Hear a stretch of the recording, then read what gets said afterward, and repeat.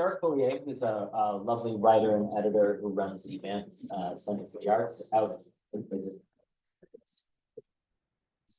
Okay, who runs the Banff Center for the Arts out in Alberta, once told me in conversation that there is no living writer who can give like a reading without like a long preamble before that explaining the context of what they're going to read.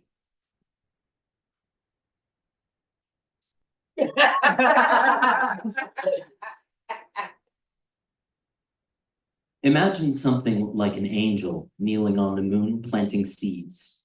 It has traveled across the void to us. Call it a garden.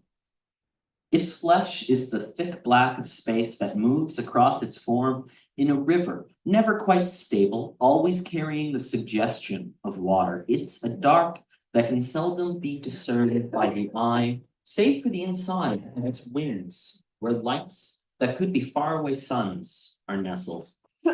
The gardener plucks those would-be suns as it digs trenches into soil and rock. It watches them blossom in the earthlight, watches the seeds of itself take shape in the soil as silver flowers and tree roots and saplings, as dark as the gardener itself. They are not the roots of the world we knew before. They are the roots that speak to their tender, that whisper and plan in shapes and scents and images of intention. Their creator watches with no eyes. A shifting whirlpool of deep blue vine curls in the rippling flesh, where eyes could have been, circles within circles in the black. The gardener opens its wings and spreads its limbs and becomes roots, contorting into the forest of its own creation. As it springs up in real time, its blue spiral watches from within the great trunk of a pomegranate tree that stretches over 30 meters tall, as if reaching for from the satellite to the human world shining in the sky. It continues to plant and tend within the roots, and oxygen spills out of the moon's first forest like daydream breaths. Imagine history as a line that now spreads new branches. In the old one, the moon is a dead, vacant pearl, and progress on Earth marches forwards unmoved. Nature remains unchallenged, and the dead die as they've always done. People close their eyes and dream nothing will change, and nothing does. Now. The gardener plants its seeds, and that branch of history falls away. Now, when we sleep, a new world looms above us. Now, when we sleep, the future is changed. Part 1. The seed of history. The cyborg wouldn't recognize the Garden of Eden. It is not made of mud, and it can't dream of returning to dust. Donna J. Haraway, A Cyborg Manifesto. Imagine a girl named Daisy. She grew up as a girl. She learned as a girl, and she loved as a girl, and she broke that way. That Daisy's not here. She's sucked deeper and deeper into that mesh of wonderful invention and innovation and enhancement, buried under a mountain of machinery, a suit of armor to hold her within. Now she's Daisy on the moon. Or Daisy in orbit around the moon. Decanted from a container of steel and smog and stasis gel, 70 years since the first dark and shining apple trees first bloomed, her body is a calculated community of organization. Imagine the way she moves. Naked and invisible in the darkness of her unlit cold halls. Her bare feet don't leave echoes as she glides forwards on limbs that don't tire, that don't falter. She arrives in the ship's empty morgue, wrapped in the icy silence, but you can almost hear the gyroscopes whirring in her chest. The dark of the room doesn't bother her. The lenses flick around the blue camouflage jelly of her perfect eyes, adjusting for the imperfect world around her and the creature she seeks to survey. It looks like a man, early 30s. Maybe that used to be true. The skin is freckled and lined with hairs. It is thin and starved and gaunt. He is strapped to the table, arms and legs and eyes restrained, sedated by wires snaking from beneath to penetrate the mushroom ridges of his spine. "I'll come," he says, in a voice like wind and dead leaves. The cyborg says nothing. She lifts a hand, running it from the man's curly hair down over his nose and lips and Adam's apple. Her fingers pull data from the space between his nipples, from his belly, his sex, his legs. He doesn't tremble at her touch. On-screen visuals behind her sky blue eyes don't show any vital signs in the body before her. They show a million tiny lights burning beneath the skin.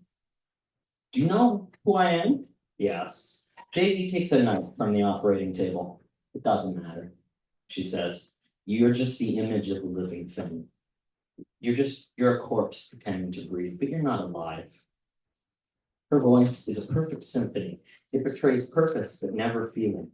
Heat flows from her heart down through the circuitry of her fingertips, fire like the flames of the engine that propelled this ship through space to make the blade burn white hot, and she slits him from sternum to waistline.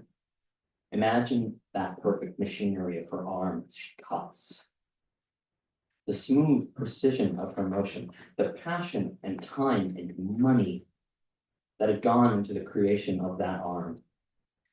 The thing that could be a man on the table gurgles and makes a noise like giggles, black liquid pooling out of his lips.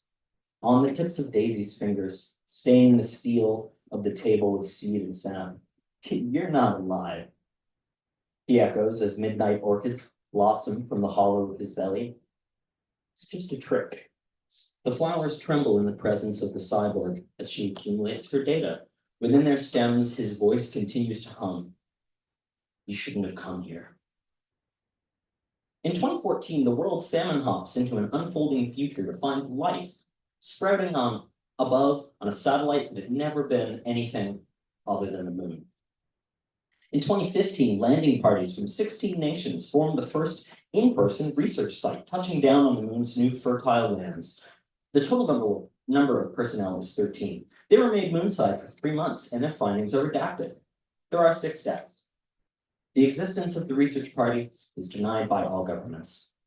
In 2016, many see a chance for a planetary bloodletting, an opportunity to thin the streets and highways and make the earth breathe a little easier. Some believe it's God, the gift of human expansion. Others claim alien interference with ulterior purposes beyond the terraforming that are yet to be discovered. Most don't think about anything at all. They just see land.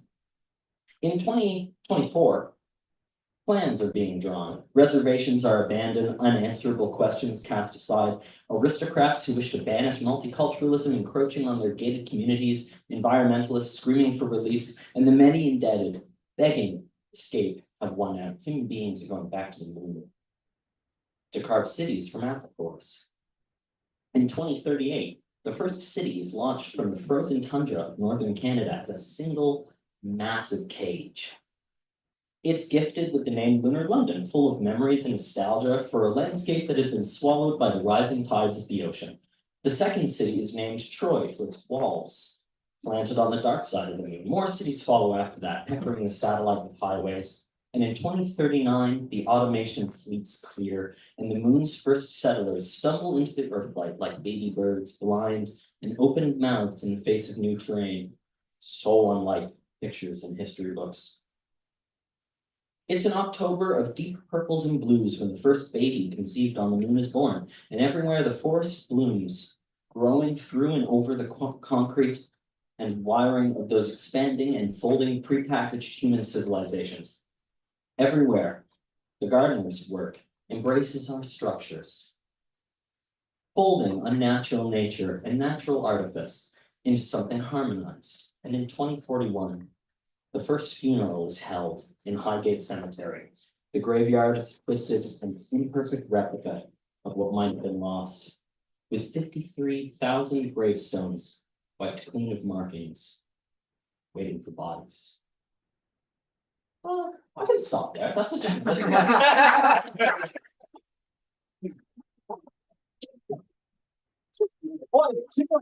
Okay, give me a second. All right, I'll follow you. Yeah, no, yeah. I mean, I can do this for 2 minutes. Okay, thank you.